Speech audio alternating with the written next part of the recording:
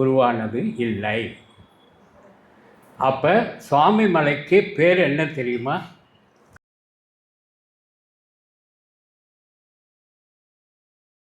என்னன்னா, அவங்க அப்பாவுக்கு பிரணவ மந்திரம் சொல்லணும் இல்லையா? எதுக்காக பிரணவ மந்திரம் அவங்க அப்பாவுக்கு சொல்ல வேண்டிய நேத்திர தீர்த்தம் அப்படிங்கிற அது இறைவனுக்காக படைக்கப்பட்ட தீர்த்தம், பிரம்ம தீர்த்தம். அதுக்கப்புறம் சரவண பொய்கை. 5 தீர்த்தமாச்சா? வஜ்ர தீர்த்தம், சரவண பொய்கை, பிரம்ம தீர்த்தம், குமாரதாரை, நேத்திர தீர்த்தம். 5 தீர்த்தங்கள் ஆச்சா?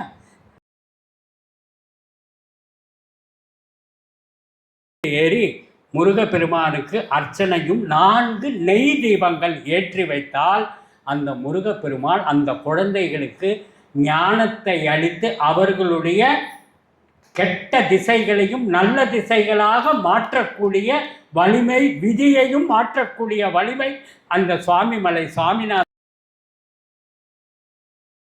விசாகமும் முருகனும் வேறு வேறு இல்லை. அந்த முருகனுடைய படை வீடு காரணங்கள் என்னன்ட்டு சொன்னேன். இப்போ அறுபடை வீட்டில் 4வது படை வீடு என்ன? 4வது படை வீடு சுவாமிமலை இயற்கையாக இருந்ததா, செயற்கையாக உருவாக்கப்பட்டதா? சொல்லுங்க. அவர் சொல்லிக்காரு. வேற இயற்கையாக உருவானது இல்லை. அப்போ சுவாமிமலைக்கு பேர் என்ன தெரியுமா? கட்டுமலை. அதாவது வரகுர பாண்டியன் ஆட்சி செய்த காலத்தில் மண் குன்றாக, அதாவது அப்பனுக்கு பாடம் சொன்ன சுப்பன் அங்கே மண்குன்றின் மீது அமர்ந்துதான் சிவபெருமானுக்கு பிரணவ மந்திரத்தை அர்த்தத்தோடு விளக்கினார். அப்போ மண் குன்று தான். அதுக்கப்புறம் ஒரு செயற்கையாக, ஏன் செயற்கையாக அங்கே மலை உருவாக்கப்பட்டது? சொல்லுங்க பார்க்கலாம். ஏன் உருவாக்கப்பட்டது? நீங்களே சொல்லிடுங்க. கட்டுமலை சோழ நாடு தஞ்சாவூரில் கும்பகோணத்துக்கு 8 கிலோமீட்டர் தூரத்தில் அமைந்திருக்கிற சுவாமிமலை சோழ நாடு. தஞ்சாவூரில் கண்ணு கட்டின தூரத்துக்கு மலைகளே கிடையாது.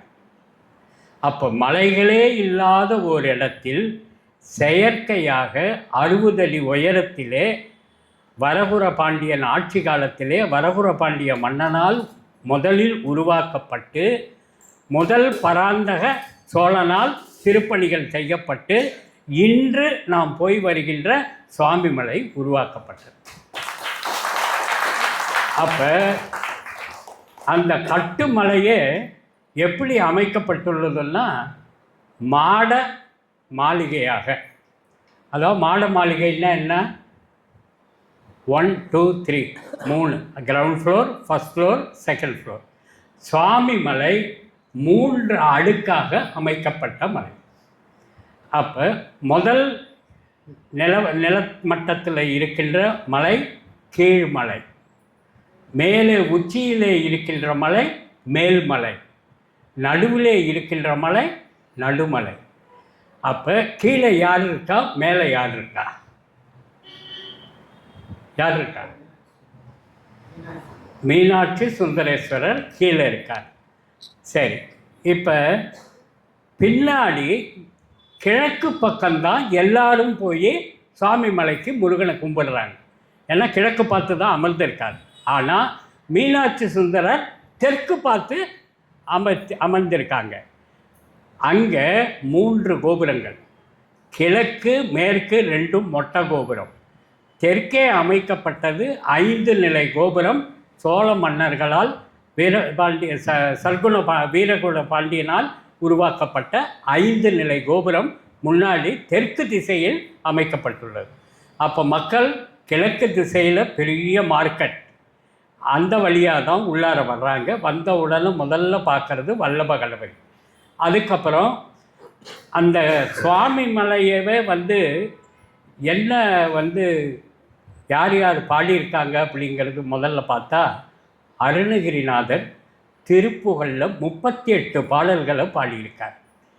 திருமுருகாற்றுப்படையில் வரிசையாக 60 வீடுகளையும் பாடுறப்ப 4வது படை வீடாக பாடியிருக்கார். அதுக்கப்புறம் அங்கே தியாகராஜ தேசிகர், கடுக்கன் தியாகராஜ தேசிகருங்கிற ஒரு மகானால் சுவாமிமலை நவரத்தன மாலைங்கிற ஒரு நூல் இயற்றியிருக்கார். அந்த நூலில் 3வது பாடல் சுவாமிமலை ரத்தன மாலையாக, சுவாமிமலையினுடைய பாடல் சரவண பவான்ட்டு ஆரம்பிக்கிற பாடல் மிகவும் விமர்சையாக கொண்டாடப்படுகின்றது. அப்போ அந்த சுவாமிமலையினுடைய அமைப்பு கட்டுமலை, மண்குன்றாக இருந்தது கட்டுமலையாக வரகுர பாண்டியனும் சோழ மன்னனுடைய முதலாம் பராந்தக சோழ மன்னனால் திருப்பணிகள் செய்யப்பட்டு மாளிகைகளாக கோபுரமாக 3 நிலையில் அமைக்கப்பட்டிருக்கிறது. அப்போ மீனாட்சி சுந்தரேஸ்வரர் கீழே இருக்கார். அங்கே ஒரு விசேஷம் என்னன்னா, அவங்க அப்பாவுக்கு பிரணவ மந்திரம் சொல்லணும் இல்லையா, எதுக்காக பிரணவ மந்திரம் அவங்க அப்பாவுக்கு சொல்ல வேண்டிய நிலைமை வந்தது? முதல் காரணம் என்ன?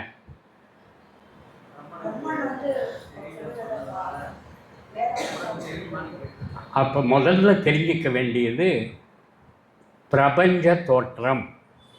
இந்த பிரபஞ்சம் எப்படி தோன்றியது அப்படிங்கிறப்ப, முதல்ல இந்த பிரபஞ்சம் இருளாக இருந்தது. இந்த பிரபஞ்சமே இருட்டாக தான் இருந்தது.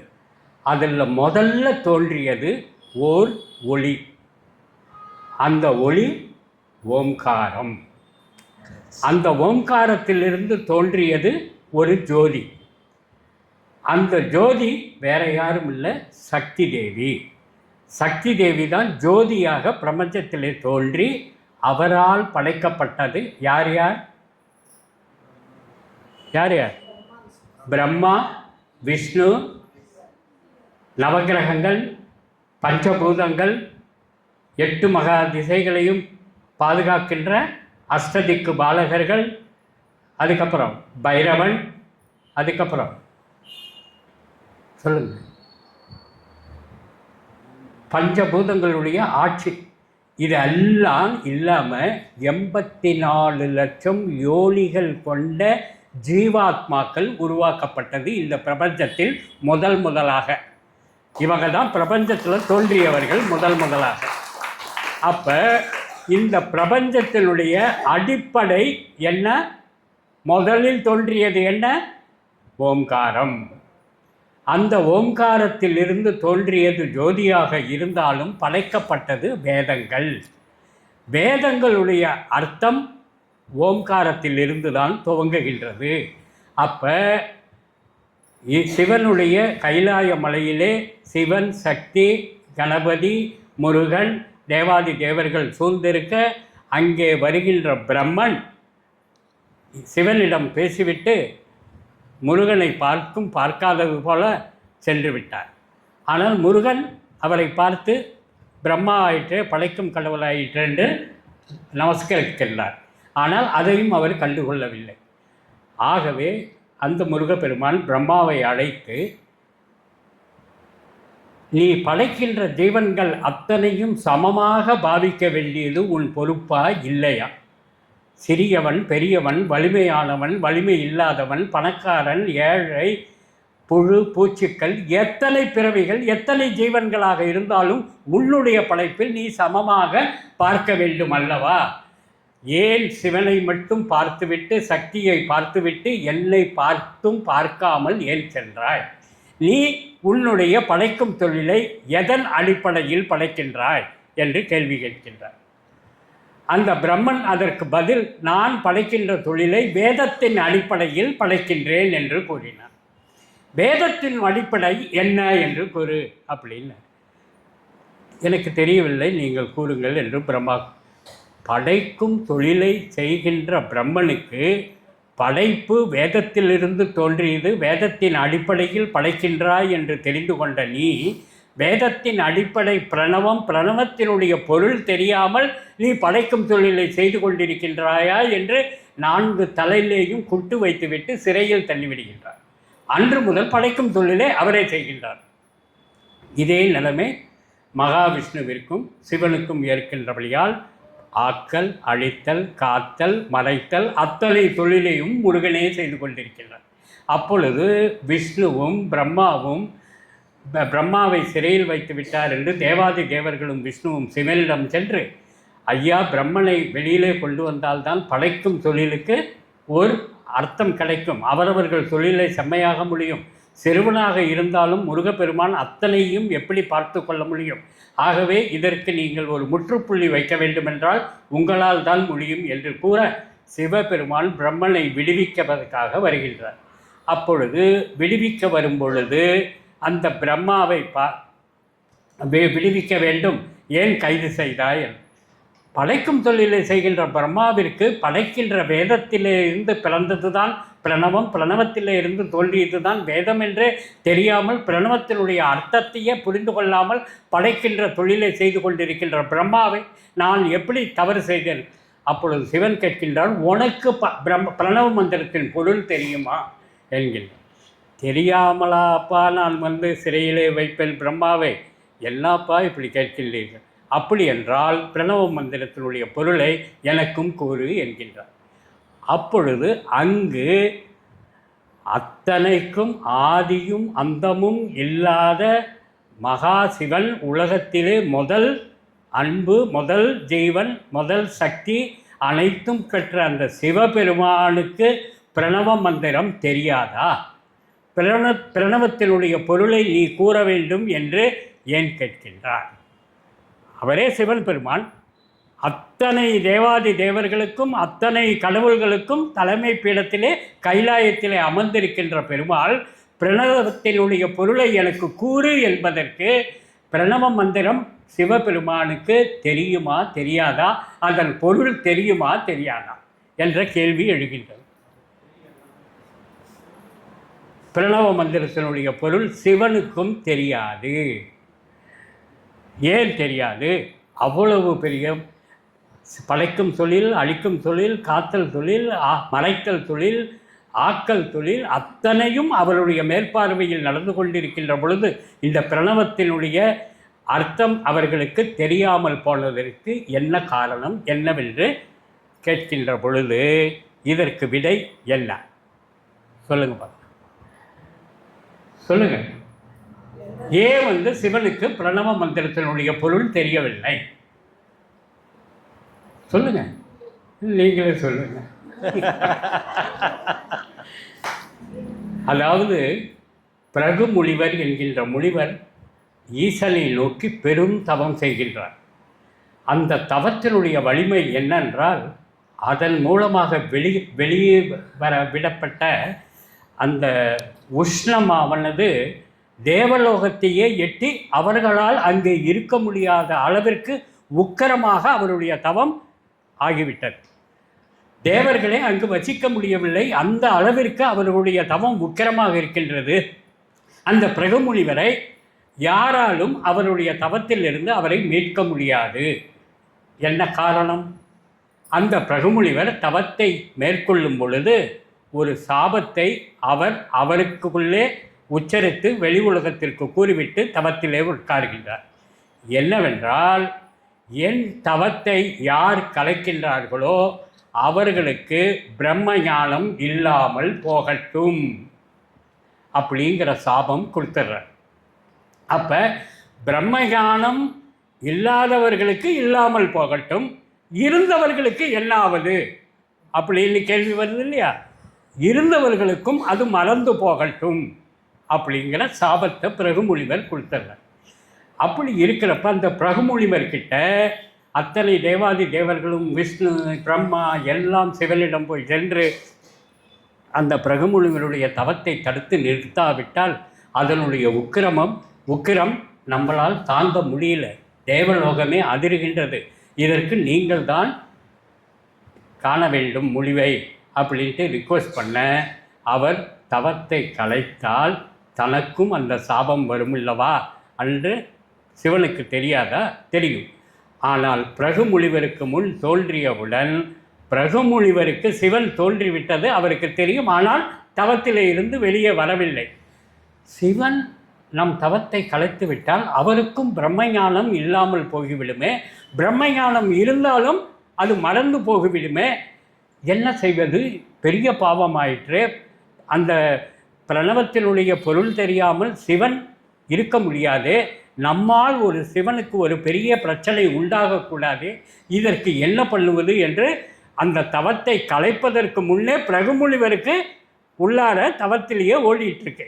ஆனால் சிவபெருமான் பிரகுமுனிவரின் தலையில் கையை வைத்து அவருடைய தவத்தை கலைத்து உனக்கு என்ன வர வேண்டும் என்று கேட்கின்றார். அப்போ பிரகுமுனிவர், எனக்கு தவத்தினுடைய பலன் நீங்கள் என்ன வேணுமோ நான் கேட்குறத நீங்கள் கொடுக்க போகிறீங்க.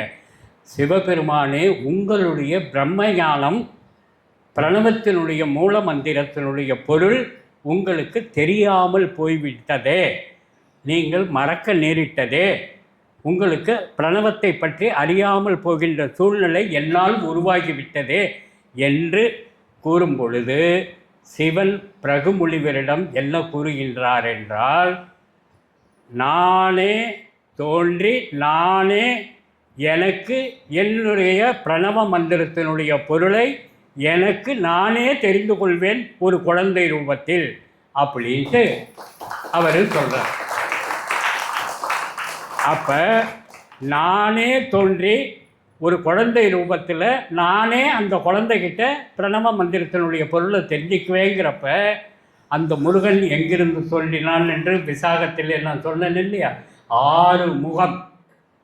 யாருக்காவது சிவனுக்கு 6 முகம் இருக்கிறது தெரியுமா? 5 முகம். 6வது முகம் அதோ முகம். 2 நேரத்தில் தான்.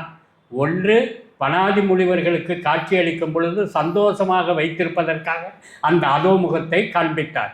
இன்னொரு அதோமுகம் 6 முக கடவுளை படைப்பதற்காக 6வது முகத்திலே இருந்து ஜோதியை வரவழைத்து முருகனை படைத்தார். 2 நேரங்களில்தான் அந்த அதோமுகத்தை அவர் காண்பிக்க முடிந்தது. 6 முகமாக அந்த சிவன் இங்கே படைக்கப்பட்ட அந்த 6 முகன் தன்னுடைய உயிர் நானேதான் முருகன், முருகனும் சிவனும் ஒன்றே அப்படின்ட்டு படைக்கப்பட்ட அந்த சிறு குழந்தை பிரணவம் ஈசனுக்கு தெரியுமா தெரியாதா என்கின்ற கேள்விக்கு பதில் இப்போ நான் விளக்கம் கொடுத்தது. ஆனால் அங்கே மேலே அமர்ந்து கொண்டு கீழே தந்தை அமர வேண்டும். குரு சீடர் யாராக இருந்தாலும் பிரணவத்தினுடைய பொருளை தெரிந்து கொள்ள வேண்டுமென்றால் தெரிந்து கொள்பவர் கீழே இருக்க வேண்டும், தெரிந்து கொள்ள வைப்பவர் மேலே இருக்க வேண்டும், குருவாகவும் சீடனாகவும் இருக்க வேண்டும்.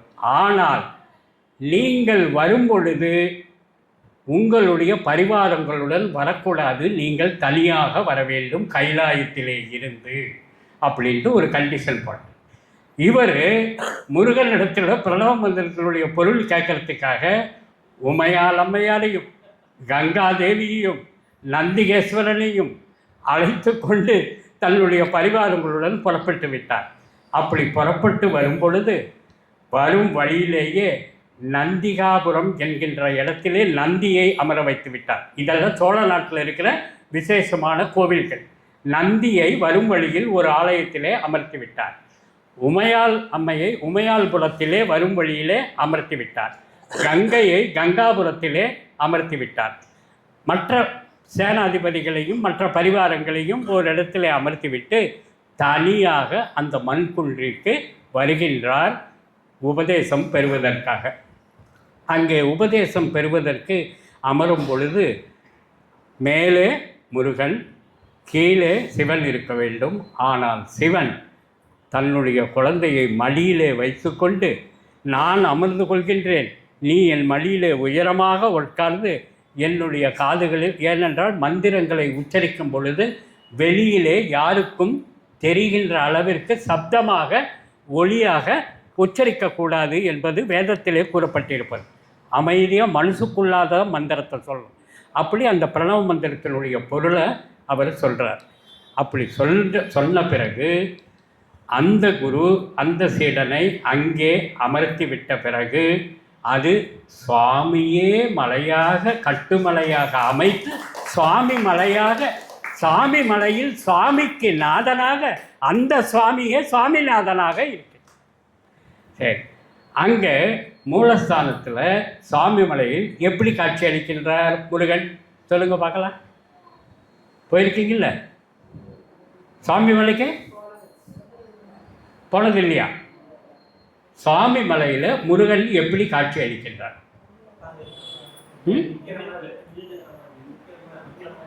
என்ன நிற்கிறாருன்னா எல்லாம் ஒன்றும் படுத்திருப்பார், இல்லைன்னா நிற்கிறாரு, இல்லைன்னா உட்காருவார். எந்த ரூபத்தில் காட்சி அளிக்கின்றார்? அங்கேயும் தண்டத்தை வைத்துக்கொண்டு தண்டவாணியாக சிகைமுடி குடுமியுடன் பூணூலை அணிந்து கொண்டு மார்பிலே ருத்ராட்ச மாலையை அணிந்து இடது கையிலே தண்டத்தையும் வலது கையை தன் தொலையிலே மறைத்தும் அவர் காட்சி அளிக்கின்றார் தண்டாயுதபாணி தெய்வமாக, ஞானத்தினுடைய ரூபமாக, ஞான பண்டிதனாக, தண்டாயுதபாணியாக சுவாமி மலையிலே சிகை முடியுடன் ருத்ராட்ச மாலை அணிந்து பூணூல் அணிந்து தண்டத்தை கையிலே வைத்து கொண்டு வலது கையை தன் மடியிலே அமர்த்தி கொள்கின்ற உயரமாக 4.5 அடி உயரம், கிரீடத்துடன் 6 அடி உயரமாக அங்கே நின்று கொண்டு காட்சி அளிக்கின்றார் அந்த முருகப்பெருமான். அப்போ அந்த முருகப்பெருமானை தரிசிக்கிறது ஒரு பெரிய அதிசயமாக. அதாவது அந்த சுவாமிமலை முருகனுக்கு அபிஷேகம்னா ரொம்ப உசரு. அதில் காலையில் விபூதி அபிஷேகத்தின் பொழுது அந்த சுவாமிமலை முருகனை நீங்கள் பார்க்கும் பொழுது ஞான தண்டாயுதபாணியாக பழுத்த ஞான பழமாக ஞானத்தின் ரூபமாக காட்சி அளிப்பாராம். அதற்கு பிறகு சந்தனாபிஷேகம் செய்யும் பொழுது பாலசுப்பிரமணியனாக காட்சி அளிப்பாராம் அந்த அலங்காரம். அது மாதிரி அந்த முருகனுக்கு 4 நேரம் அபிஷேகம், 6 கால பூஜை. அந்த ஆலயத்திற்குள்ளே 2 பேருக்கு மட்டும்தான் 6 கால பூஜை. இன்னொருவர் யார்? யார் சொல்லுங்க பார்க்கலாம்.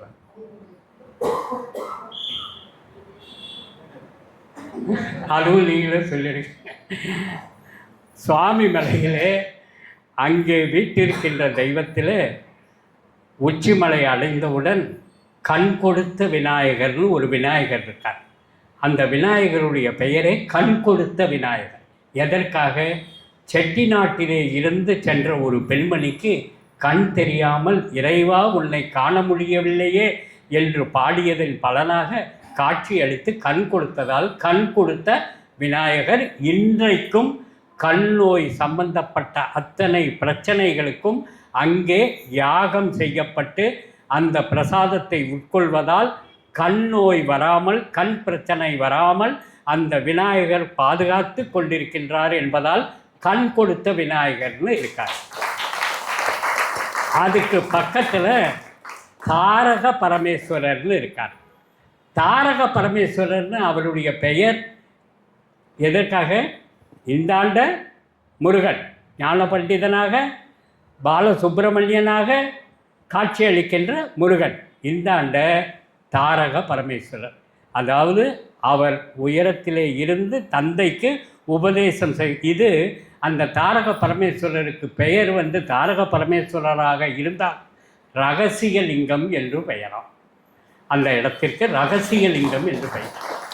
அந்த தாரக பரமேஸ்வரரை தரிசித்து 6 கால பூஜையும் அந்த தாரக பரமேஸ்வரருக்கும் சுவாமிமலை சுவாமிநாதனுக்கு மட்டும்தான் 6 கால பூஜை. சரி, அப்போ இது மேலே. இங்கே தெற்கு வாசலாகட்டும் கிழக்கு வாசலாகட்டும், கிழக்கு மேற்கிலும் மொட்டை கோபுரம், தெற்கு வாசலில் 5 நிலை கோபுரம் திருப்பணிகள் முடியப்பெற்று அந்த 2 கோபுரம் மொட்டை கோபுரமாகவே இன்னும் இருக்குது. அப்படி இருக்கிறப்ப இந்த முருகனை தரிசிப்பதற்காக முதல்ல தெற்கு வாசலில் நுழைஞ்ச உடனே யார் இருக்கா?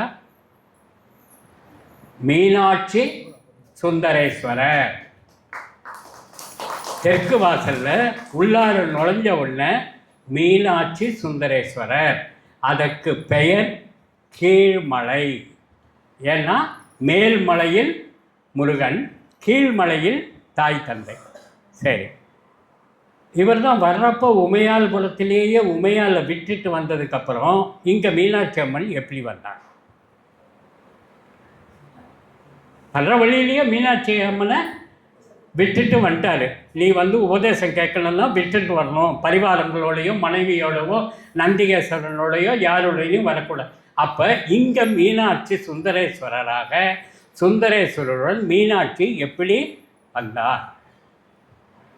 அதுவும் நீங்களே சொல்லிடுங்க.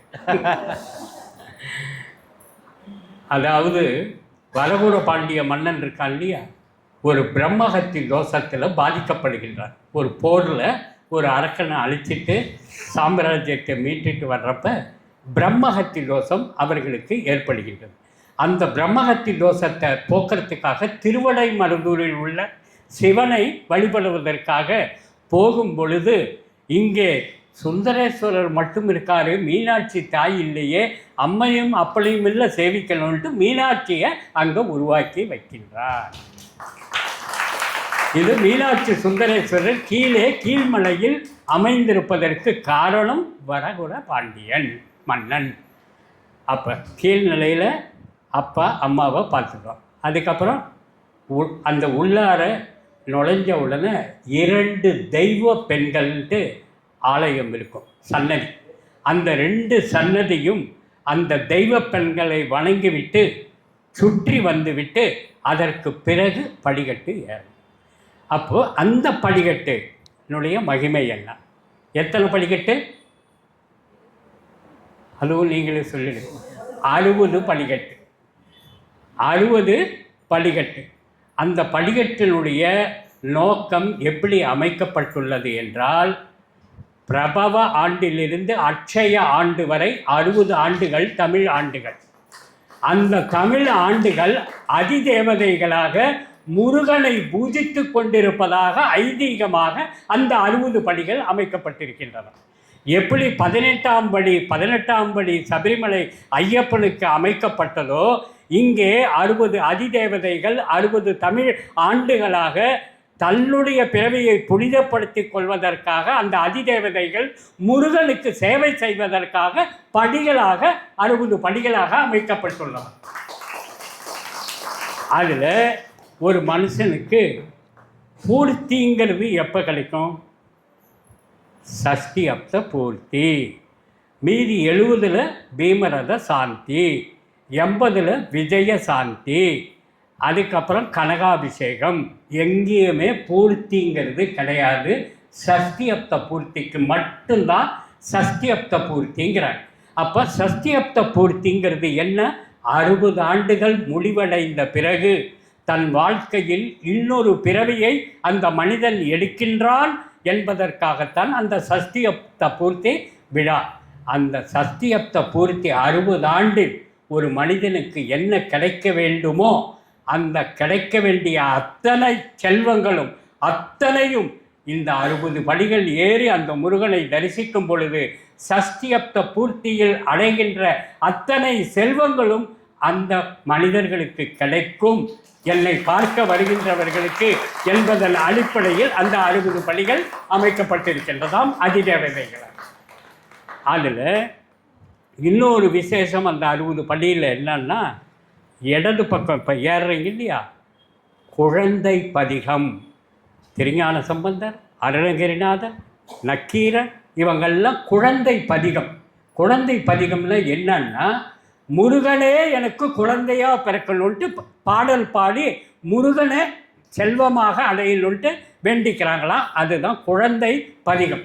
அந்த குழந்தை பதிகத்தை அருணகிரிநாதர் இயற்றியது இடதுபுறத்தில் அந்த கல்வெட்டிலே பதிக்கப்பட்டுள்ளது.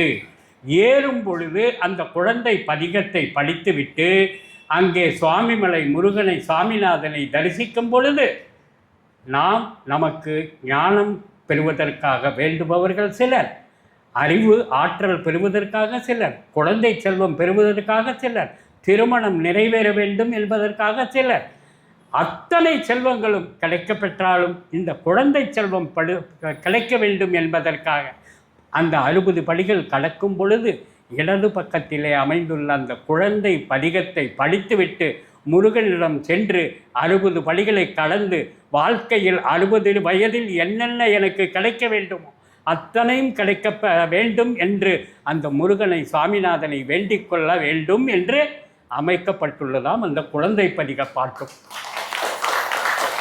சரி, அப்படி பார்த்துட்டு அப்படியே எல்லாம் உள்ளார போனீங்கன்னா ஈஸ்வரன் கோவிலில் ஞானசேகர் கீழ் நிலையில் கீழ் மலையில் எல்லா தெய்வங்களும் இருக்கும். ஈஸ்வரன் கோவிலில் இருக்கிற சண்டிகேஸ்வரனில் இருந்து வள்ளி தெய்வானையுடன் முருகன், நந்திகேஸ்வரன், பைரவன், சண்டிகேஸ்வரன், நம்ம நாயன்மார்கள், அதுக்கப்புறம் அப்பர் சுந்தரர், அந்த 4 பேர் இவங்க சன்னதியெல்லாம் கீழ்மலையில் சுற்றி வர்றப்ப இருக்கும். அப்போ அவங்க இந்த சுவாமி மலையை என்ன சோழ மன்னர்களும் புராணங்களும் திருக்குழந்தை புராணத்தில் தான் இந்த 60 படிகளுடைய மகிமைகளை விவரிச்சிருக்காங்க. திருக்குழந்தை புராணம், அந்த புராணத்திலையும் சரி, அந்த பவளமணி வாசிகர்னு நான் சொன்னேன்ல, தேசிகர் தியாகராஜ கடுக்கன் தியாகராஜ தேசிகர் பாடிய நவரத்ன மாலையிலையும் சரி, மீனாட்சி சுந்தரன் பிள்ளை அவர்களால் பாடப்பட்ட அத்தனை பாடல்களிலேயும் சரி, யதேந்திரனுடைய சீடர் ராமச்சந்திரனால் பாடப்பட்ட சப்தபதி, அதாவது முருகனை வேண்டி சப்தபதியை பாடிக்கொண்டு 60 படிகள் ஏற வேண்டும் என்பதற்காக முருகன் சப்தபதியும் இடது பக்கத்திலே கல்வெட்டிலே பாடப்பட்டுள்ளது, அமைக்கப்பட்டுள்ளது. அப்போ குழந்தை பதிகம், சப்தபதி இரண்டும் அந்த படிக்கட்டு 60 படிக்கட்டை கடக்கும் பொழுது படித்து கொண்டே நீங்கள் செல்ல வேண்டும். சரி, மேலே போய் எல்லாம் தரிசனம் பார்த்துட்டு வர்றீங்க. மேலே முருகனுக்கு என்ன வாகனம்? என்ன வாகனம்? சுவாமி மலையில் மயில் வாகனம் கிடையாது. என்ன வாகனம்? என்னது?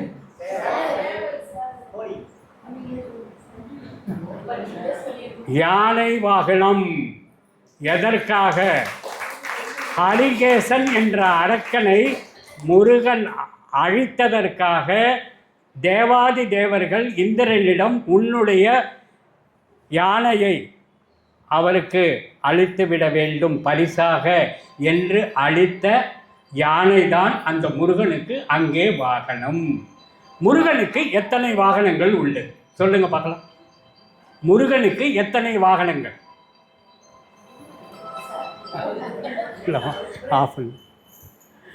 முருகனுக்கு எத்தனை வாகனங்கள்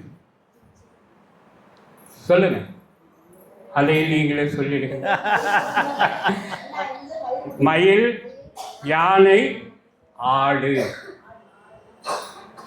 சரி, அப்போ 60 படி ஏறி சாமிநாதனை தரிசிக்கிறதுக்கு முன்னாடி கண் கொடுத்த விநாயகர், அந்த கண் கொடுத்த விநாயகரை பார்த்துட்டு தாரக பரமேஸ்வரர் அவரை பார்த்துட்டு அதுக்கப்புறம் இந்திரனால் அளிக்கப்பட்ட யானை வாகனம் நேராக முருகனுக்கு நேராக இருக்கும்.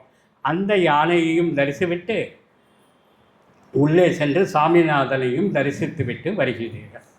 அந்த உள்ளே செல்கின்ற பொழுது சாமிநாதனிடம் தரிசிக்கின்ற பாக்கியத்தில் குழந்தைகளுக்கு அவர்களுடைய ஜன்ம நட்சத்திரத்தில் 4 நெய் விளக்குகளை ஏற்றி, அந்த குழந்தையினுடைய ஜன்ம நட்சத்திரத்தில் 4 நெய் விளக்குகளை ஏற்றி முருகப்பெருமானுக்கு அர்ச்சனை செய்யும் பொழுது அந்த குழந்தைக்கு கிடைக்க வேண்டிய அத்தனை செல்வங்களும் கிடைக்கும், ஞானமும் கிடைக்கும். அதுக்கு விளக்கம் என்ன சொல்கிறாருன்னா, சில குழந்தைங்க நல்லா படிச்சுட்டு இருப்பாங்க, திடீர்னு படிக்காமல் போவாங்க, எதிலையுமே நாட்டம் இல்லாமல் இருப்பாங்க. அதே போல் சனி திசை நடக்கின்ற குழந்தைகள், ஜன்ம திசை நடக்கின்ற குழந்தைகள், பாத சனி நடக்கின்ற குழந்தைகளுக்கு படிப்பிலே நாட்டம் இருக்காது. வேறு எதில் நாட்டம் இருக்கும்? ஃபோனில். இந்த மாதிரி குழந்தைகளுக்கு இருக்கின்ற பிரச்சனைகளை தீர்ப்பதற்காக அவர்களுடைய ஜன்ம நட்சத்திரத்தில் அந்த 60 படிகள் ஏறி முருகப்பெருமானுக்கு அர்ச்சனையும் 4 நெய் தீபங்கள் ஏற்றி வைத்தால் அந்த முருகப்பெருமான் அந்த குழந்தைகளுக்கு ஞானத்தை அளித்து அவர்களுடைய கெட்ட திசைகளையும் நல்ல திசைகளாக மாற்றக்கூடிய வலிமை, விதியையும் மாற்றக்கூடிய வலிமை அந்த சுவாமிமலை சுவாமிநாதனுக்கு உண்டு என்று குழந்தை பதிகத்திலே திருஞான சம்பந்தர் பாடியிருக்கின்றார். குழந்தை பதிகத்தில் குழந்தைங்களுக்கு அங்கே என்ன பலன் அப்படின்ட்டு. சரி, இதை முடிச்சுட்டு அப்படியா கீழே இறங்குறப்ப அந்த பக்கம் கல்வெட்டில் திரு 7 குற்றறிக்கை அப்படின்னா என்ன அர்த்தம்? திரு 7 குற்றிருக்கை அப்படின்னா 7 தமிழ் எழுத்துக்களால் தேர் வடிவிலே, தேர் எப்படி இருக்கும்? மேலே குறுகலாக இருக்கும், அகலமாக இருக்கும், அதுக்கப்புறம் குறுகலாயிடும். 7 எழுத்துக்களில் அந்த வடிவத்தில் தெய்வத்தை புகழ்ந்து பாட வேண்டும் 7 எழுத்துக்களால்.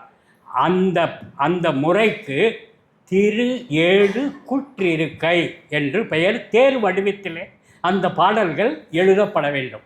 இது யாருக்கு முடியும் என்றால் நக்கீரருக்கு முடியும், ஞானசம்பந்தருக்கு முடியும், அருணகிரிநாதருக்கு முடியும். இதுக்கு விளக்கம் அவங்க என்ன சொல்லியிருக்காங்க? அந்த திரு 7 குற்றிருக்கை எழுதுவதற்கு புலமை, ஞானம், அறிவு மட்டும் இருந்தால் போதாது, இறைவனுடைய அருளும் நமக்கு இருந்தால்தான் எழுத முடியும். ஆனால் சுவாமிமலையில் எழுதப்பட்டிருக்கின்ற அந்த கல்வெட்டிலே பதிக்கப்பட்டிருக்கின்ற அந்த ரத வடிவத்திலே அமைக்கப்பட்டிருக்கின்ற அந்த திரு 7 குற்றிருக்கை என்பது அருணகிரிநாதரால் ஓர் எழுத்தால் படைக்கப்பட்டிருக்கின்றது அந்த திரு 7 குற்றிருக்கை. அது அந்த கல்வெட்டிலே இருக்கின்றது. இறங்கும் பொழுது அதை படித்து கொண்டே இறங்க வேண்டும் என்று கூறுகின்றார். போனோம், சாமியை கும்பிட்டோம், வந்தோன்ட்டு இல்லாமல் இதையெல்லாம் அந்த ஆலயத்தினுடைய சிறப்புகள். சரி, இதாச்சா. அங்கே இன்னொரு விசேஷம் என்னன்னா, தண்டாயுதம் தானே வச்சிட்ருக்கார். எல்லா கோவில்லையும் வேல் இருக்கும் இல்லையா? எல்லா வேலும் எப்பேற்பட்ட வேல்? சக்தி வேல், ஞானவேல், தாய் தந்தையிலிருந்து பெற்ற வேல். ஆனால் சுவாமிமலையில் அவர்களுக்கு அளிக்கப்படுகின்ற வேல் வஜ்ரவேல், வைரத்தால் ஆன வேல் அவர்களுக்கு. எல்லா அறுபடை வீட்டிலேயும் முருகனுக்கு இருக்கின்ற வேல் ஓர் இலை வடிவ அமைப்பிலே இருக்கும். ஆனால் இந்த வஜ்ரவேல் 5 இலைகள் சேர்ந்து ஒன்றாக அமைக்கப்பட்ட வடிவத்திலே இருக்குமாம் இந்த வஜ்ரவேல்.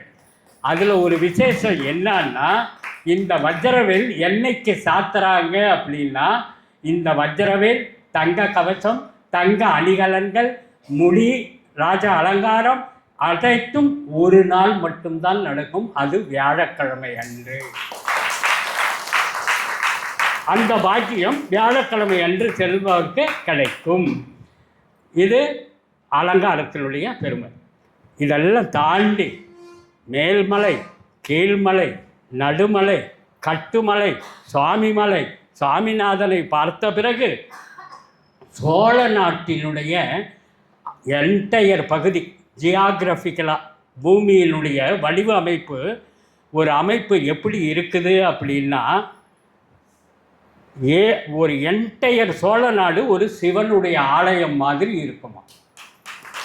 அந்த சிவனுடைய ஆலயத்திலே விநாயகர் எங்கே இருப்பார், முருகன் எங்கே இருப்பாரோ அந்த மாதிரி அந்த பூமியினுடைய வடிவ அமைப்பிலே அங்கே சுவாமிமலைக்கு மிக அருகாமையில் உள்ள திருவலஞ்சுழி விநாயகர் கோவிலும் முருகன் சுவாமிமலை சுவாமிநாதனும் அமைந்திருக்கின்றது என்று கூறுகின்றார்கள். ஒரு ஈசனுடைய ஆலயத்திலே இந்த 2 சன்னதிகளும் எப்படி அமைக்கப்பட்டிருக்குமோ அந்த அமைப்பில், அந்த பூமியினுடைய வடிவமைப்பிலே என்டையர் சோழ நாடு பூராவும் ஒரு சிவாலயமாகவும், அந்த சிவாலயத்திற்குள்ளே திருவலஞ்சுழி விநாயகரும் இங்கே சுவாமிநாதன் சன்னதியும் அமைக்கப்பட்டுள்ளது என்று கூறுகின்றார். சரி, இது தாண்டிச்சு இன்னொரு விசேஷம் என்னன்னா, கும்பகோணத்தில் உள்ளார நுழைஞ்ச உடனே சப்தஸ்தானங்கள் அப்படின்ட்டு ரொம்ப ஃபேமஸ். அதாவது 7 சிவன் கோவில்கள். அதுக்கு சிவன் கோவில், சிவன் போயிட்டு இருக்கார், தேர் வீதி, தேருக்காக அலங்காரத்துக்கு போயிட்டு இருப்பார். சனிக்கிழமை அன்னைக்கு தேர். இந்த சப்தஸ்தானங்கள்ங்கிறது என்னன்னா 7 சிவன் கோவில்கள். என்னென்ன கோவில் கணக்கு வச்சுக்கோங்க.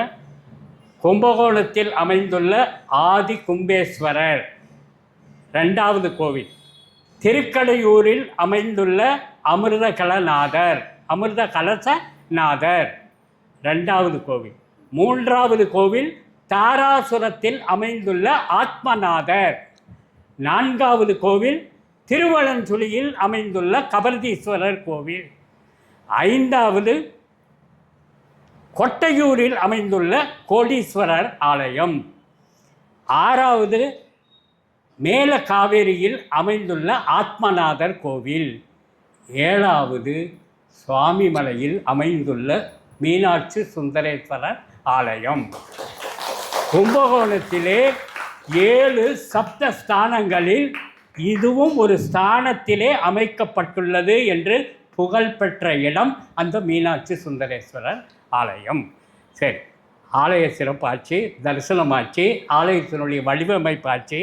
அங்கே உள்ளார போனால் என்னென்ன பார்க்கணும், என்னென்ன விசேஷங்கள் இருக்குது அப்படிங்கிறது, ஞானம், கல்வி, அறிவு, நோயற்ற வாழ்வு, அனைத்து செல்வங்களும் இளமை பருவத்தில் இருந்து முதுமை பருவம் வரை, சஷ்டியோக்த பூர்த்தி வரை 60 ஆண்டுகளில் காண வேண்டிய அத்தனையும் கொடுக்கின்ற கடவுளை தரிசித்துவிட்டு வரும்பொழுது அந்த ஆலயத்தினுடைய சிறப்பு 5 தீர்த்தங்கள். சுவாமிமலையில் அந்த கோவிலை சுற்றி அமைந்துள்ள 5 தீர்த்தங்கள். முதல் தீர்த்தம் வஜ்ர தீர்த்தம். இது சுந்தரேஸ்வரர் ஆலயத்திற்குள்ளே ஒரு கிணற்றில் ஊற்றாக தோன்றுகின்றது. அது எப்படி தோன்றியது என்றால், வஜ்ரவேலால் முருகனால் அங்கே குத்தப்பட்டு உருவாக்கப்பட்ட சுனை. அந்த நீரால் தான் தாரக பரமேஸ்வரருக்கும் சுவாமிநாதனுக்கும் அபிஷேகத்திற்கு பயன்படுத்துகின்றார்கள் வஜ்ர தீர்த்தம். இன்னொன்று குமார தாரகை, தாரை, குமார தாரை அப்படிங்கிற காவிரி ஆறு. அங்கே பாய்கின்ற காவிரி ஆற்றுக்கு பெயர் குமார தாரை. எதற்காக அந்த பெயர்? எதற்காக நீங்களே சொல்லிடுங்க. அந்த குமாரத்தாரை ஏன் பேர் வந்தது அப்படின்னா, கங்காதேவி உலகத்தில் உள்ள அத்தனை இந்துக்களும் கங்கையில் தானே போய் பாவத்தை தொலைக்கிறாங்க, மூழ்கி. இத்தனை பாவங்களையும் நான் சுமக்கின்றேனே, என்னுடைய பாவங்களை, நான் சுமந்துள்ள பாவங்களை எங்கே போய் நான் இறக்குவது, எங்கே நான் குளிக்க முடியும் இந்த பாவத்தை போக்குவதற்காகன்ட்டு கங்காதேவி சிவனை பார்த்து கேட்கின்றார். அப்பொழுது சிவன் என்ன கூறுகின்றார் என்றால், நீ சோழ நாட்டிலே காவிரி ஆற்றிலே கலந்து விடு. கங்கை காவிரியுடன் கலக்கும் பொழுது உன் பாவங்கள் அத்தனையும் தாரை தாரையாக கங்கை பிரளயமாக எடுத்து காவிரி ஆற்றிலே கலக்கும் பொழுது அந்த தாரை எங்கே இருக்கின்றது என்றால், சுவாமிநாத மலையில், சுவாமி மலைக்கு அருகிலே தீர்த்தமாக காவிரி ஆறு பாய்கின்றது அல்லவா. அதனால்தான் தாரை தாரையாக கங்கை காவிரியில் கலந்த நதியாக எங்கே பாய்வதால் குமார தாரை என்று பெயர் பெற்றது. இது ஒரு தீர்த்தம். அடுத்து நேத்திர தீர்த்தம் அப்படிங்க, அது இறைவனுக்காக படைக்கப்பட்ட தீர்த்தம். பிரம்ம தீர்த்தம், அதுக்கப்புறம் சரவண பொய்கை.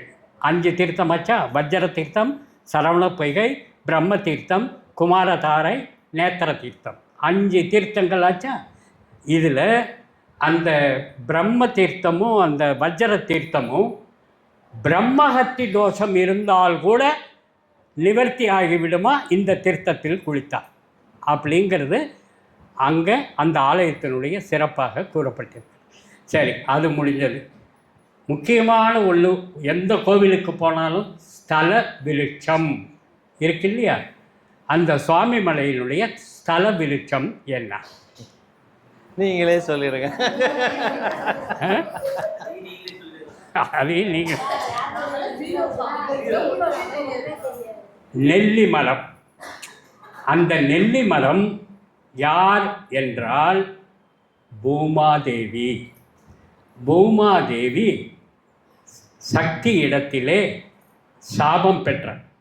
அந்த சாபத்தை நான் விடுபட வேண்டுமென்றால் என்ன செய்ய வேண்டும் என்று சக்தியிடம் கேட்டபொழுது, என் மகன் சுவாமிநாதனை தரிசித்துவிட்டு அந்த காவிரி ஆற்றிலே குளித்துவிட்டு உன்னுடைய பாவத்தை நீ போக்கிக் கொள்ளலாம், என்னுடைய சாபம் விலகிவிடும் என்றார்.